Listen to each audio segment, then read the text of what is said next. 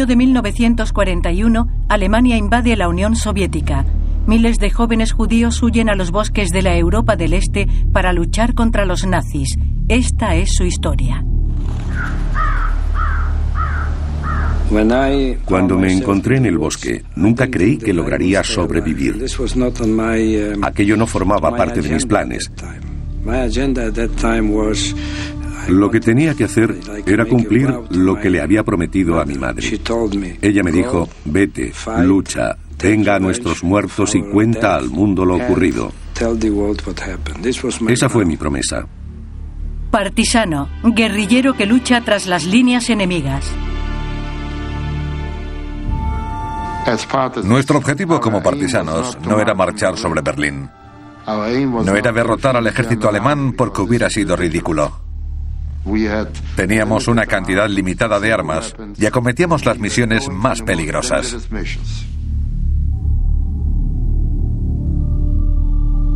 Cuando llegué al bosque pensé en suicidarme. No fue fácil adaptarme. Después me dije a mí misma: cobarde, no vas a ahorcarte. Vas a sobrevivir a esto.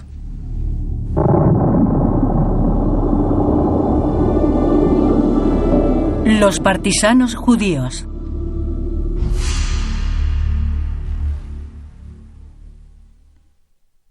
La mayor parte de la financiación de este programa ha sido proporcionada por los fondos Teresa y H. John Heinz III de la Fundación de la Familia Heinz.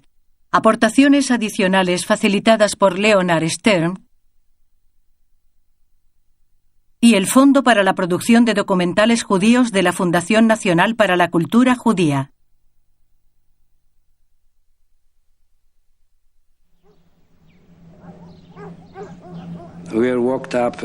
Nuestro vecino nos despertó a las 5 de la mañana. Algo malo estaba ocurriendo en la ciudad. Había soldados por todas partes y algo pasaba. Mi madre, mi hermano y yo echamos a correr hacia el bosque y empezaron a dispararnos. Entonces mi madre desapareció. Veía a mi hermano, pero no veía a mi madre. Gritamos y no obtuvimos respuesta. Encontramos uno de los graneros. Nos escondimos entre el heno.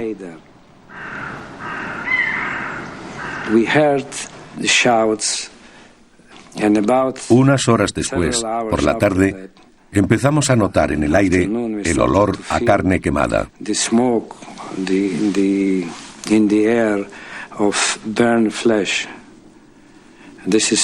Era muy fuerte. Entonces comprendimos lo que estaba ocurriendo. Pero no quisimos hablar de ello.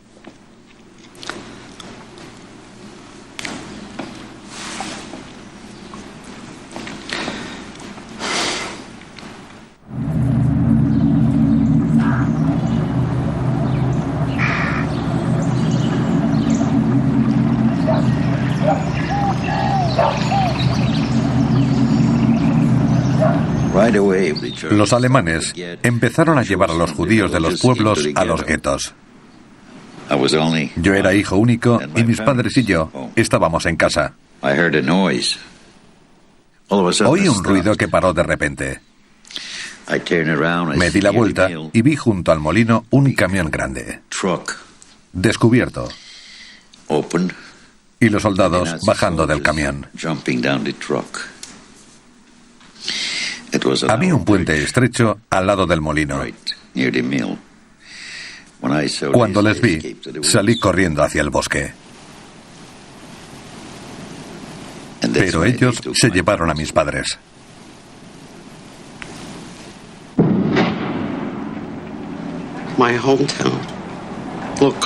En Lukov, mi pueblo, montaron un gueto.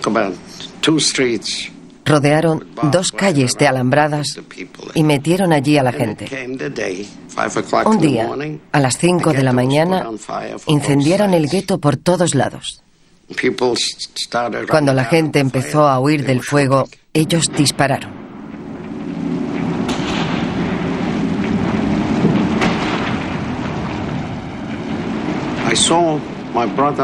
Vi a mi hermano al otro lado del fuego, pero no podía llegar hasta mí, ni yo hasta él, porque estaban disparando. La gente corría de un lado a otro. Mi padre estaba conmigo. Tiré de mi padre y corrimos hacia el bosque. Pero perdimos el rastro de los demás.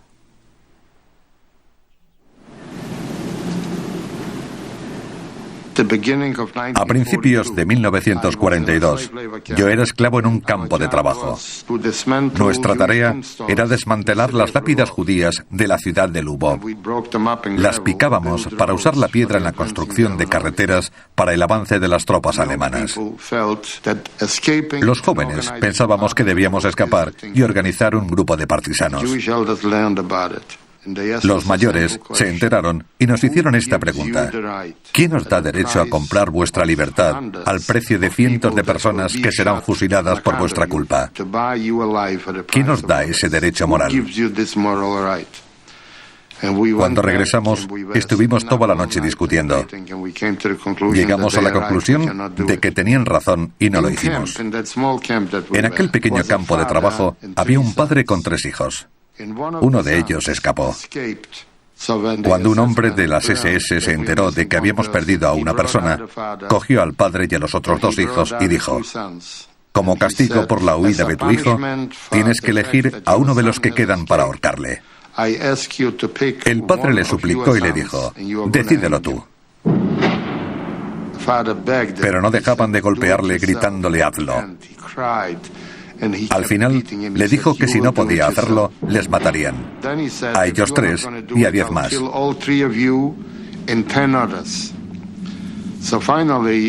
El padre, viendo que no podría hacer nada por evitarlo, cerró los ojos. Dio varias vueltas alrededor de los hijos y a ciegas puso la mano sobre uno. Y ese fue al que colgaron. El propio padre tuvo que ponerle la soga alrededor del cuello y dar la patada al taburete que había bajo sus pies. A la mañana siguiente, cuando nos levantamos, vimos que se había ahorcado en las letrinas. Se había suicidado. No nos dejemos llevar como ovejas al matadero. Cierto, somos débiles e indefensos, pero la única respuesta al asesino es alzarse en armas. Ava Kovner.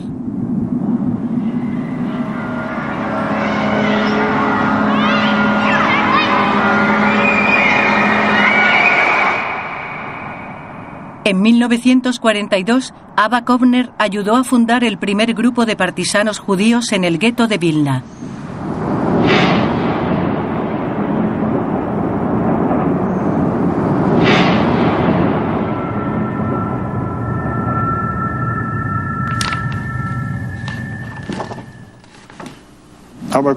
Conocí a Ava Kovner. Fue en la Academia de Arte, antes de que estallara la guerra. Cuando se creó el gueto, redactó un discurso. En él decía que debíamos luchar desde dentro contra los alemanes. El resultado fue la fundación de una unidad de combatientes partisanos, la FPO.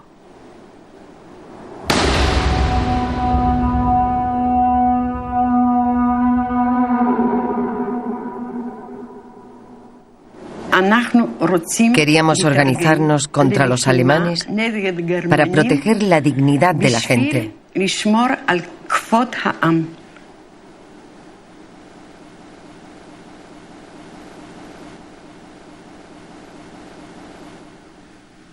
Deseábamos demostrar que no era posible destruir a los judíos sin resistencia.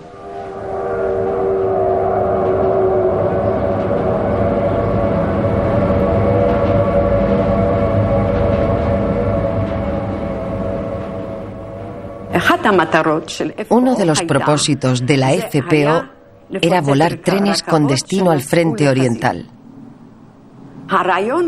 No podíamos hacerlo cerca de donde había judíos trabajando para no implicarles.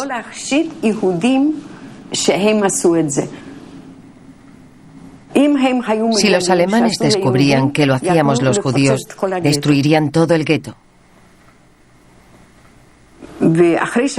Cuando encontré el lugar adecuado, tuve que permanecer allí toda la noche para anotar a qué hora pasaban los trenes. Pasé la noche en las vías, una de las noches más terribles de mi vida.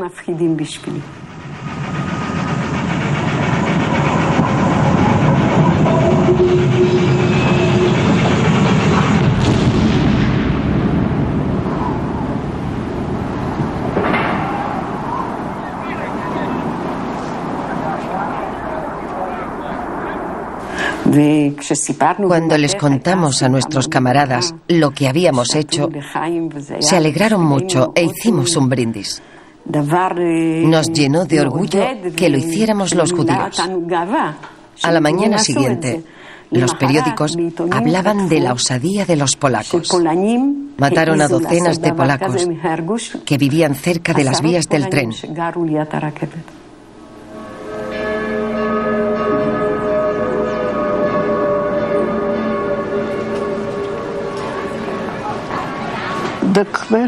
El hecho de luchar con armas era muy difícil de asumir para la población general. No podíamos creer que nos llevara a resultados concretos. La combinación de indefensión, terror y desesperanza evitó que toda la población creyera en la resistencia armada, la liberación y la salvación. Solo unos pocos jóvenes decididos se organizaron como partisanos.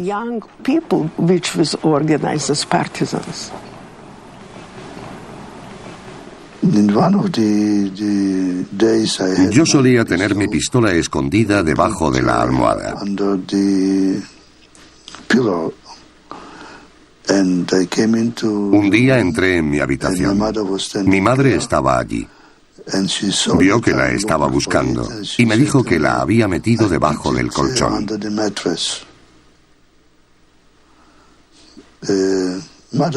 Las madres lo saben todo. No puedes escapar a ellas. Cogí mi pistola y entonces mi madre me dijo que quería hablar conmigo. Afirmó que yo había escogido mi camino y no tenía nada que decir.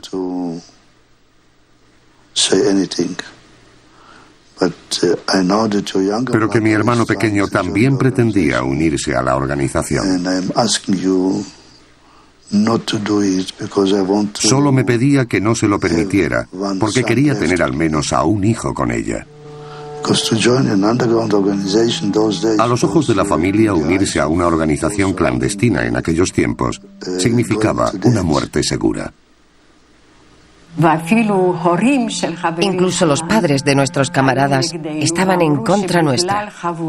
Decían que los alemanes destruirían el gueto por culpa de unos exaltados.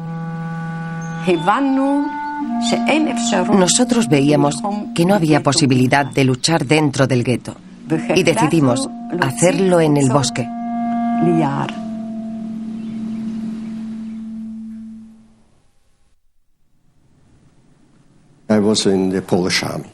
Yo estaba en el ejército polaco y me dispararon en el brazo derecho. Los alemanes me llevaron al hospital. Un polaco de nombre Paul, y del que nunca supe su apellido, me propuso que organizáramos un grupo pequeño y huyéramos.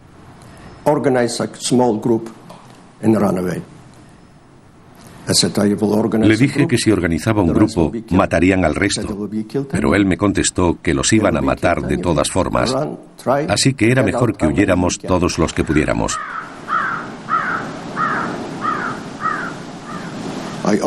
Organicé un grupo de 22 personas y el 28 de octubre de 1942 fuimos saliendo por separado.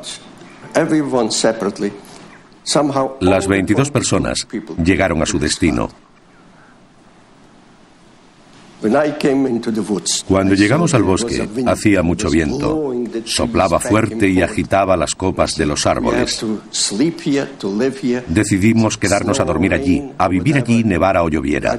No sabía si sobreviviríamos, pero teníamos que luchar. Un día nos llevaron a una cantera, al Tajo principal. Éramos 4 personas custodiadas por 2 policías ucranianos. Comunicándonos con gestos, decidimos que era el momento de hacerlo. Nunca había matado a nadie, pero cogí la pala y le partí la cabeza en 2. No me sentí mal en ningún momento.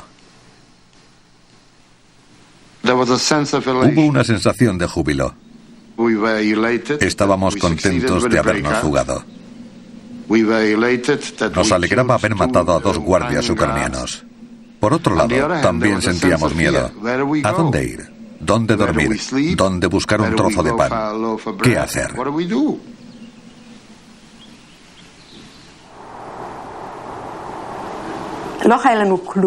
No teníamos nada. Llegamos como estábamos, con el hatillo de ropa a la espalda. El suelo estaba húmedo y no teníamos dónde ir. Nos quedamos allí un rato, a cielo abierto. Era una impresión pasmosa. Un bosque virgen es hermoso, pero impone mucho. Si andabas 5 metros te perdías, porque los árboles eran muy densos en la espesura del bosque y te desorientabas fácilmente.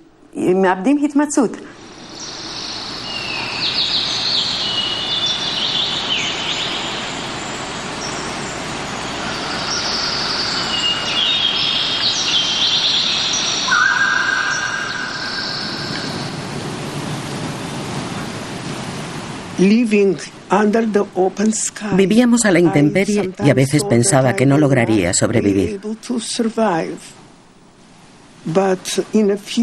Pero a los pocos días empecé a comprender que ya no estaba bajo el control de los alemanes. A veces incluso era bueno estar sola, relajarme un poco,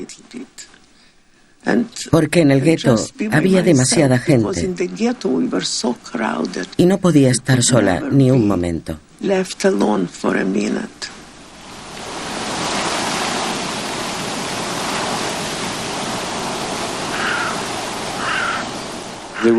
Había veces que no comía en 3, 4 o 5 días. Pero no pasaba nada. Cuando eres joven no te importa tanto y lo aguantas, porque no tienes alternativa. Pero estar sin agua era lo más difícil. La falta de agua hace estragos en la gente. Cuando no hay elección, te bebes tu propia orina para al menos limpiar los conductos internos. Muchos se volvieron locos por aquello. Recuerdo esto más que el hambre porque fue una experiencia traumática.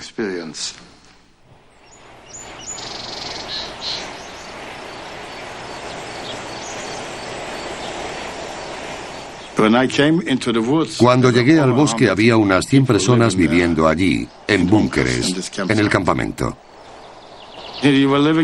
Vivíamos en la clandestinidad.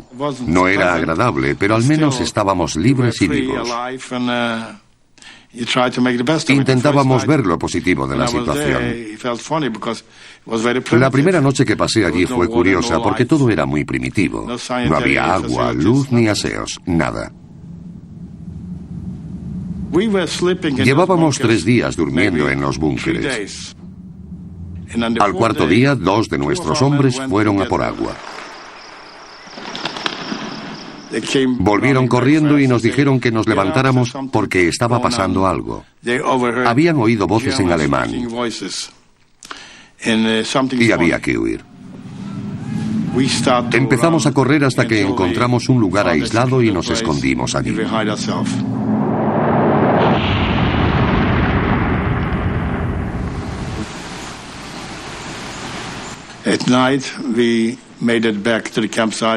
Por la noche volvimos al campamento. Aquello estaba en silencio. Habían bombardeado los búnkeres. Había muchos hombres enterrados vivos. Encontramos algunos cuerpos esparcidos por allí. Logramos reunir los cadáveres y enterrarlos juntos. Rezamos y juramos sobre aquellas tumbas que vengaríamos aquellos asesinatos.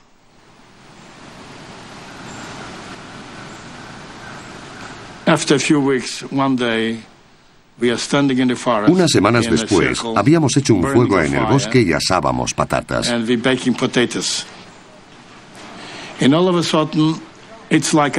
Fue como un ángel caído del cielo. Mi hijo, un tipo que conocía de la ciudad, se acercó a mí y me saludó. Trabajaba en una granja y el dueño se jactaba de que tenía armas escondidas. Podía armar a toda una compañía.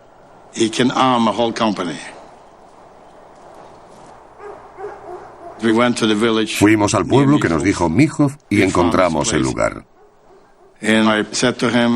Hablé con él en polaco y me hice pasar por paracaidista ruso. Habíamos llegado para organizar una unidad de partisanos y nos habían dicho que tenía armas. Queríamos que nos las entregara voluntariamente o nos las llevaríamos por la fuerza. No sé de dónde saqué aquellas palabras, pero salieron de mi boca. Él se dirigió al granero.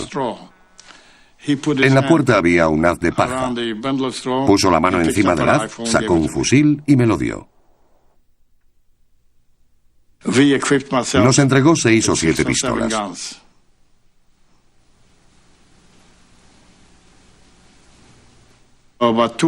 Dos semanas después capturamos a 2 colaboracionistas que nos estaban buscando. Admitieron ser los que condujeron a los alemanes hasta nuestra gente. Los castigamos como merecían.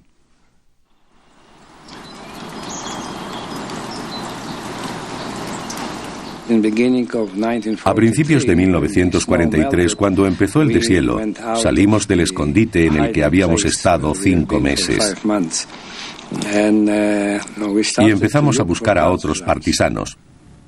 En 1943, grupos de partisanos organizados por el ejército soviético operaban en los bosques del este de Europa.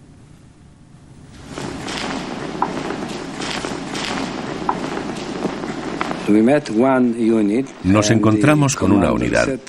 El comandante dijo que nos aceptaba si le demostrábamos que podíamos luchar. Nos confiaron la misión de incendiar una fábrica que hacía las partes de madera de los fusiles. Era un objetivo militar. Querían que la quemáramos. 5 hombres, incluido yo, nos presentamos voluntarios. Mi amigo Yakov era el comandante. Recibimos un revólver con una bala y una vieja granada alemana que no sabíamos si estallaría. Era de mano y si no explotaba podríamos darle a alguien con ella. Rompimos una ventana y entramos en la fábrica. Oímos gritos. Creyeron que éramos bandidos. Vimos a un hombre gritando.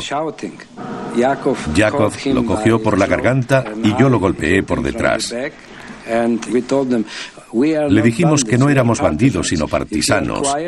Si se estaba quieto no le mataríamos. Empezamos a derramar petróleo por todas partes y el fuego prendió inmediatamente. Todo el mundo salió corriendo por la ventana rota.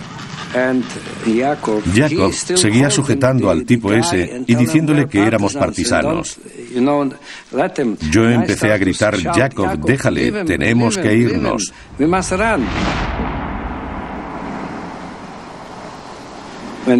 Corrimos hacia el bosque y todo salió bien.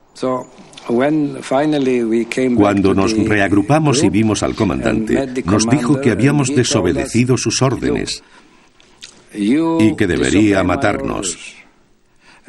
¿Por qué? Nos había dado la orden de quemar la fábrica y la habíamos cumplido. Nos dijo que habíamos quemado también la mitad de la calle y él no nos había ordenado eso. Nos pidió que le devolviéramos el revólver y la granada y que nos fuéramos. No nos podía aceptar como partisanos.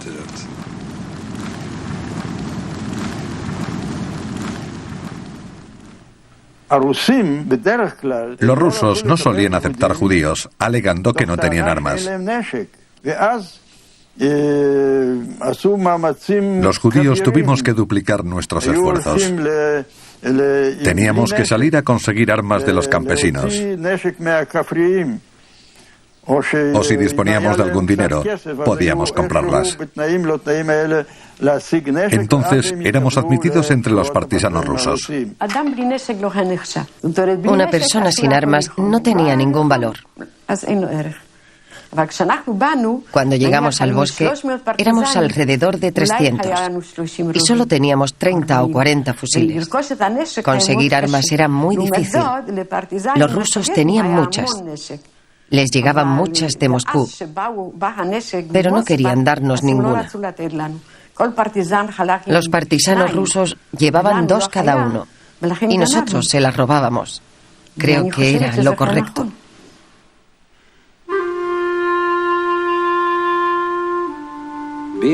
Siendo partisano judío, sentías que estabas luchando contra todo el mundo. Todos contra ti. Los nazis intentaban matarte. Los soviéticos te odiaban. La población local también te odiaba. No tenías hogar. Y aunque sobrevivieras, ¿a dónde irías? Sentías que estabas solo contra todo el mundo.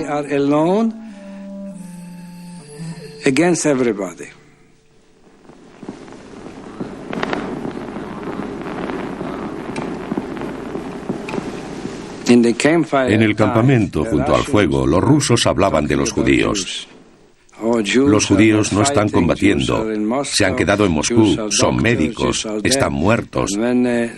Cuando les dije que yo era judío y que estaba luchando a su lado, respondieron: tú eres diferente, tú eres nuestro judío. Una de mis mayores preocupaciones era que si me mataban, me pusieran en la tumba una estrella rusa y caer como uno de ellos. No como un judío luchando contra los nazis, sino como un ruso luchando contra los nazis.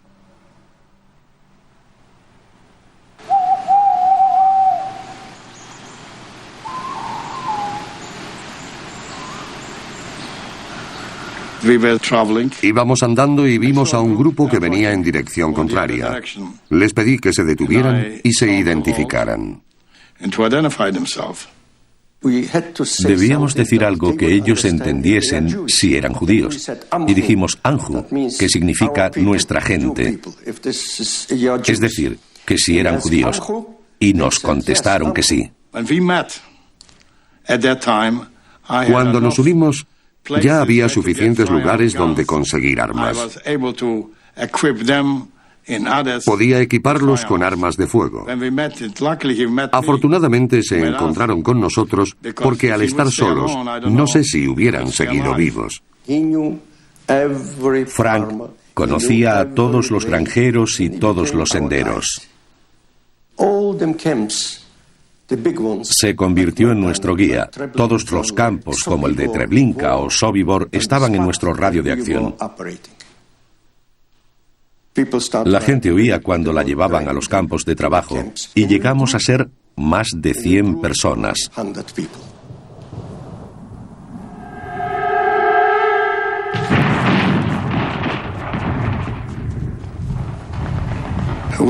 Participamos en varios actos de sabotaje desde 1943. Hicimos todo tipo de misiones. Nuestro principal objetivo era atacar instalaciones alemanas, convoyes que transportaban suministros militares para las Fuerzas Armadas.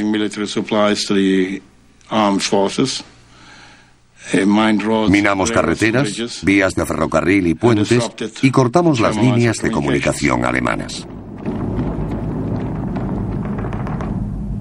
Enero de 1943. Emboscada a patrulla alemana. Capturada la primera metralleta.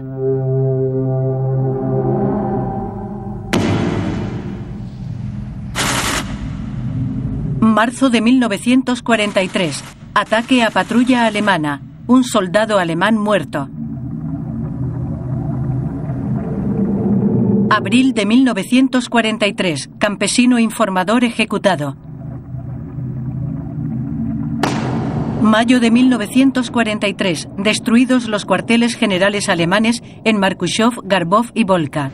Marzo de 1944. Ataque a unidad de las SS. 10 nazis hechos prisioneros y ejecutados.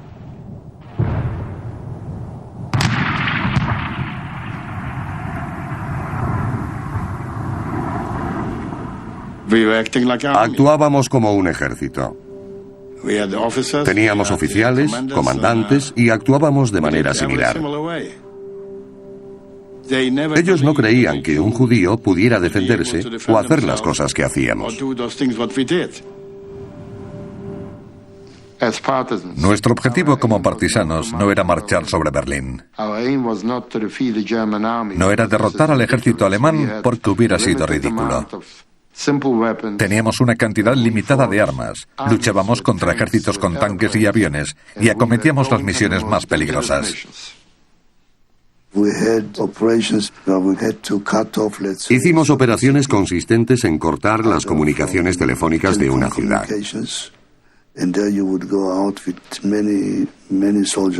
Había que ir con muchos hombres y derribar decenas y decenas de postes.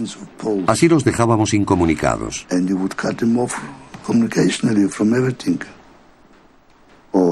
También salíamos a volar las vías férreas.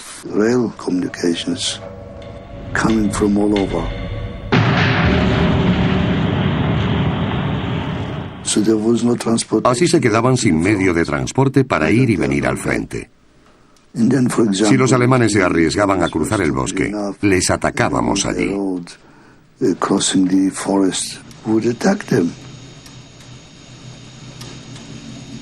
En la emboscada esperábamos a los vehículos alemanes. Cuando dieran la orden de disparar, había que intentar tener a alguien al alcance para poder hacer daño. Entonces disparabas casi sin mirar. No oías nada, no querías saber lo que estaba pasando. Solo elegir y disparar. Cada vez que disparabas pensabas en la alegría de la venganza. No alegría por matar, alegría por vengarnos. En vez de arredrarnos ante ellos, les atacábamos. Yo no tenía miedo porque me sentía superior. Sabía que podía hacerlo. Podía causar daño a los alemanes.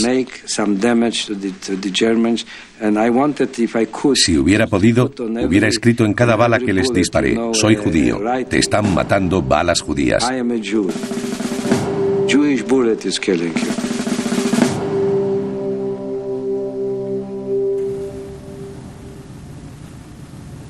Se calcula que de 20.000 a 30.000 partisanos judíos lucharon en los bosques de Europa del Este. Una vez atacamos un coche alemán en una emboscada.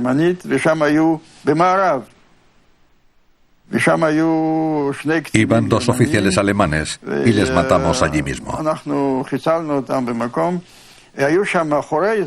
Detrás de ellos iban sentados 2 soldados. Salieron con las manos en alto y nos dijeron que eran amigos de los judíos y gritaron: ¡Larga vida a Stalin!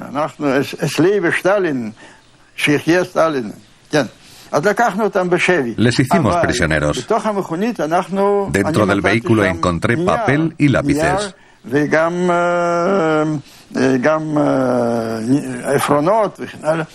Me los quedé y fue un descubrimiento maravilloso.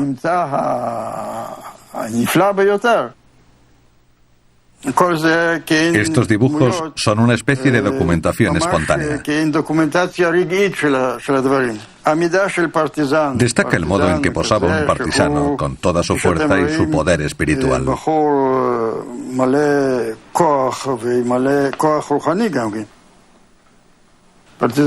Un partisano con su arma, su orgullo y la seguridad en sí mismo. La lucha de un partisano judío.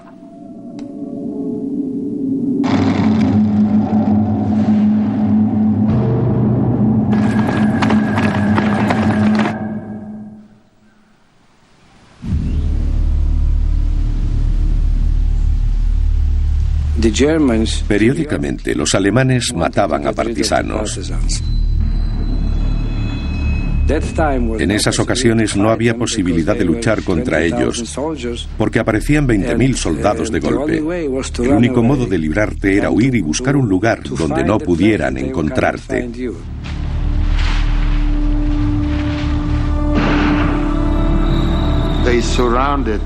Rodeaban una parte del bosque y se quedaban fuera. Usaban artillería o ametralladoras pesadas y nos disparaban. Pocas veces se adentraban en el bosque.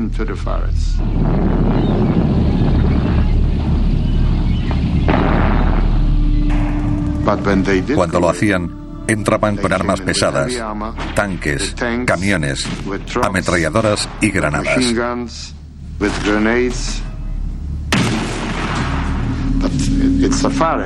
Era un bosque y no veían a dónde disparaban.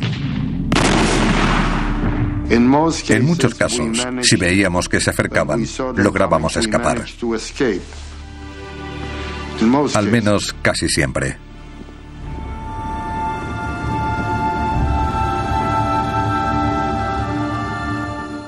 A menudo, los partisanos se arriesgaban a ser capturados para rescatar a otros judíos.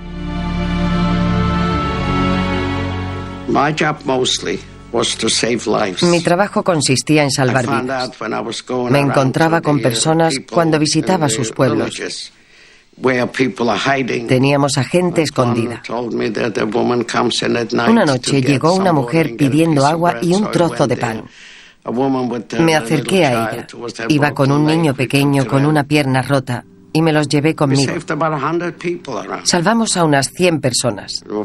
Las metíamos en graneros y les llevábamos comida. Nos sentíamos responsables de sus vidas.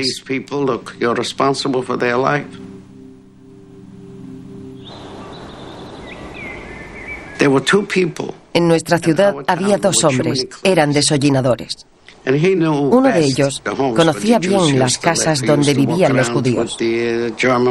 Solía pasearse por allí con la policía alemana para enseñarle dónde se ocultaba la gente y mostrarle todos los escondites. Tuvimos que castigarle. No hubo otra solución. Hizo cosas horrendas. Sacaba a la gente de sus escondites. Enseñaba a los alemanes dónde se ocultaban. Una noche 2 hombres y yo le cogimos y le disparamos.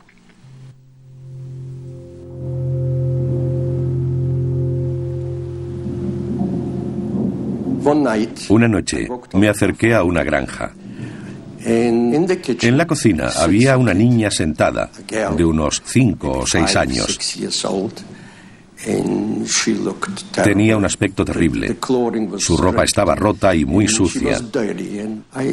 Le pregunté al granjero quién era aquella niña y no supo decírmelo. Me contó que se la había encontrado por la calle. Alguien la habría dejado abandonada. Le pregunté qué pensaba hacer con aquella niña. Me contestó que a la mañana siguiente la llevaría a Lublin para que le dieran 1 kilo de azúcar, porque por cada judío que entregaras te daban 1 kilo de azúcar. Y la niña era judía. Él se la entregaría a los alemanes. Todos teníamos un precio. Le dije que no podía entregar a la niña de ese modo. Él no sabía qué otra cosa podía hacer. Tenía miedo. Cuando le pregunté de qué tenía miedo, me dijo que temía más a los polacos que a los alemanes, porque estos no sabían que la niña estaba allí, pero los polacos podían denunciarle. Podían acusarle de acoger a judíos. Salí de allí y hablé con todos los granjeros que conocía. Les dije que debían cuidar a la niña 2 o 3 semanas cada uno. No sé de dónde saqué aquella idea. Les dije que la cuidaran unas semanas y después se la llevaran a su vecino. Si le pasaba algo a aquella niña, nosotros quemaríamos la aldea. Ellos prometieron hacer lo que les ordenábamos. No les quedaba otra opción. Y la cuidaron. Aquella niña sobrevivió. Cada 2 semanas la cambiaban de granja. Después de la guerra encontró a un pariente, una tía, creo. Se fue a Israel y terminó trabajando como profesora en un instituto de Tel Aviv. Había un hombre que se crió con nosotros que no era judío. Trabajaba para nosotros. Era el dueño del molino. Su hijo se convirtió en colaboracionista. Al principio iba a localizarnos al bosque. Avisaba a los soldados nazis y estos venían a por los Bielskis.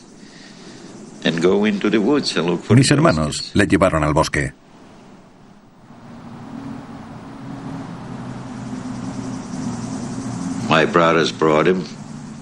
Cuando me vio, se echó a llorar. Vi cómo le ahorcaban. No mis hermanos, otros partisanos.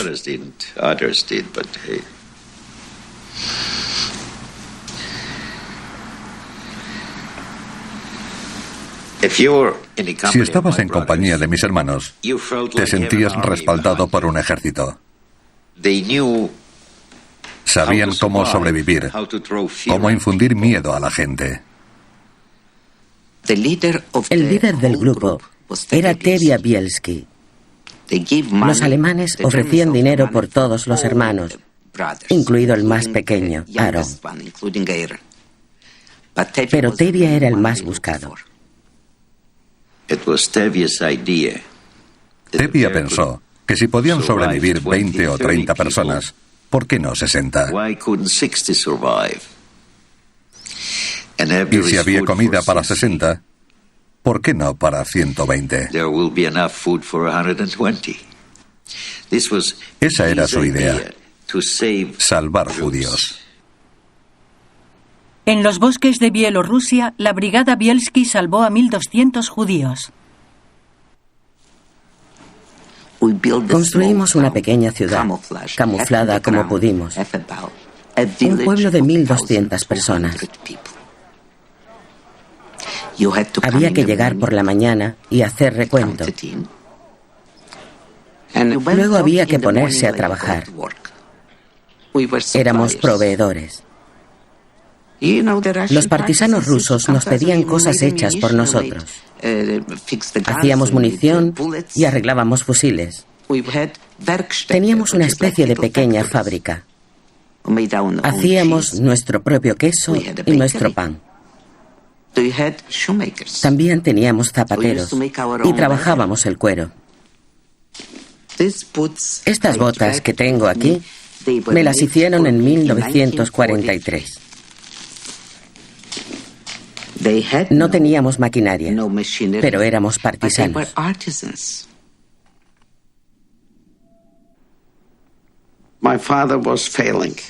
Mi padre empeoraba. Apenas podía ver ya. Un día me dijo que tenía que irme y dejarle. Yo le prometí que no me iría dejándole allí. Entonces me preguntó, ¿quieres que lo vea? Eres lo único que me queda.